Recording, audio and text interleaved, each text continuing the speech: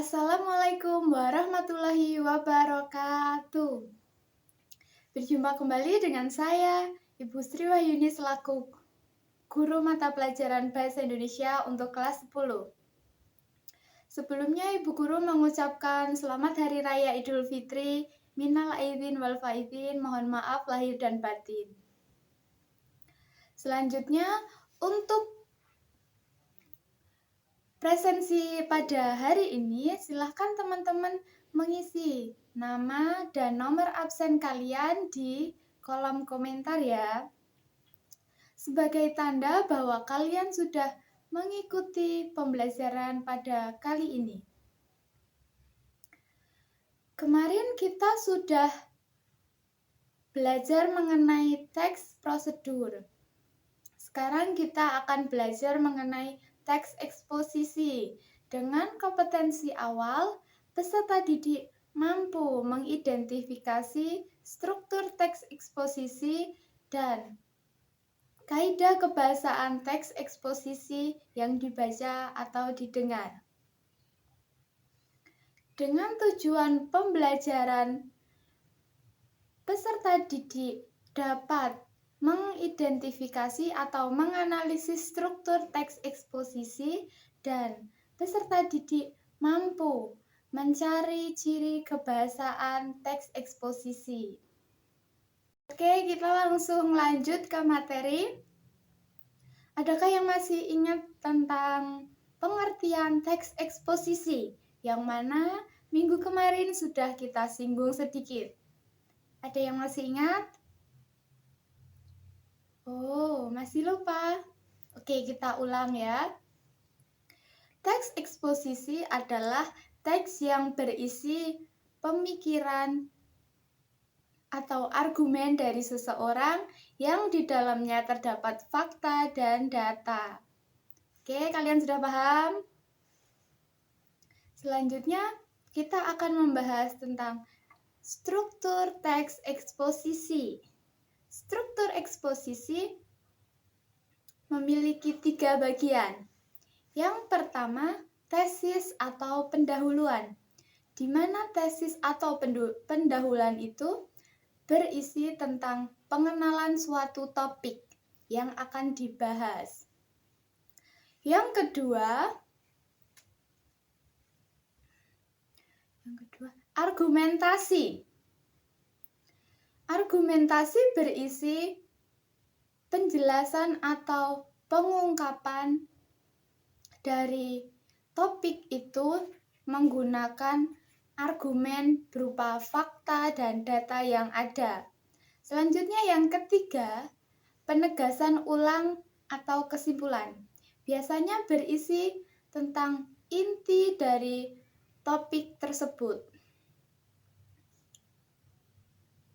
Atau bisa jadi hasil simpulan dari teks tersebut.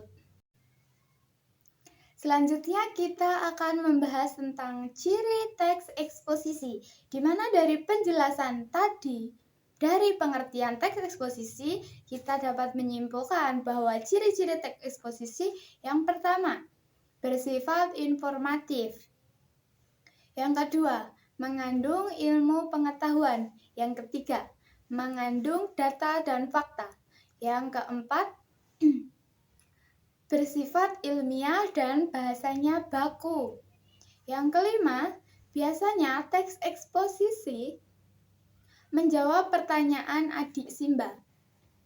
Lalu, selanjutnya kita akan membahas tentang kaidah kebahasaan teks eksposisi. Yang pertama, pronomina atau kata ganti. Kata ganti untuk perseorangan atau individu biasanya menggunakan kata aku, kamu, Anda, saudara.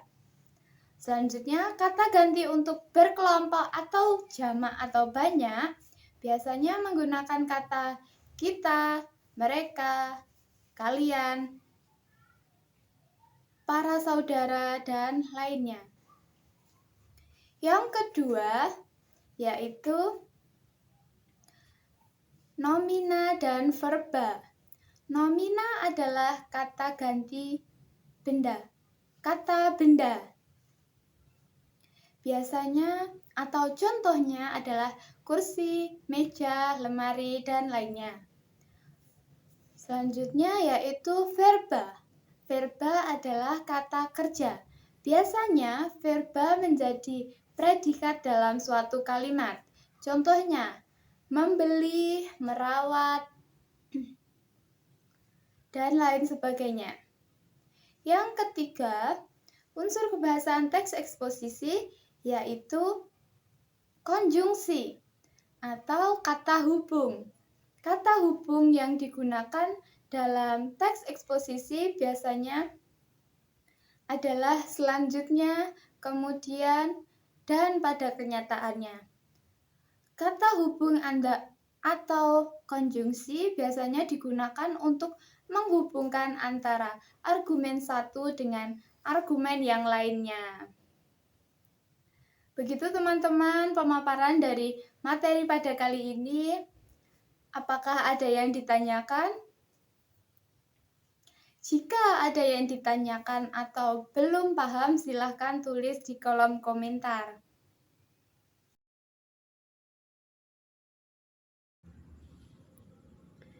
Berikut ini adalah contoh teks eksposisi ya teman-teman.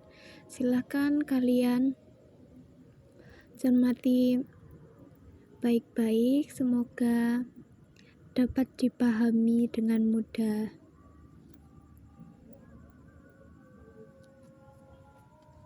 Ya teman-teman, kita sudah belajar mengenai teks eksposisi, yang mana kita sudah membahas tentang pengertian teks eksposisi, struktur teks eksposisi yang ada 3, apa saja teman-teman?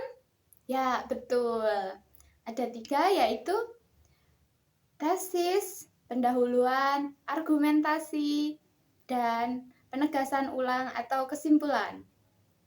Lalu kita juga membahas tentang ciri teks eksposisi dan juga unsur kaidah kebahasaan teks eksposisi. Selanjutnya untuk tugas kalian di rumah, silahkan kalian membuat teks eksposisi yang bertema lingkungan. Tugasnya harus sudah jadi ya teman-teman untuk minggu depan. Semangat mengerjakan, sehat selalu. Ibu cukupkan sampai di sini. Bila ada salah kata, Ibu mohon maaf. Wassalamualaikum warahmatullahi wabarakatuh.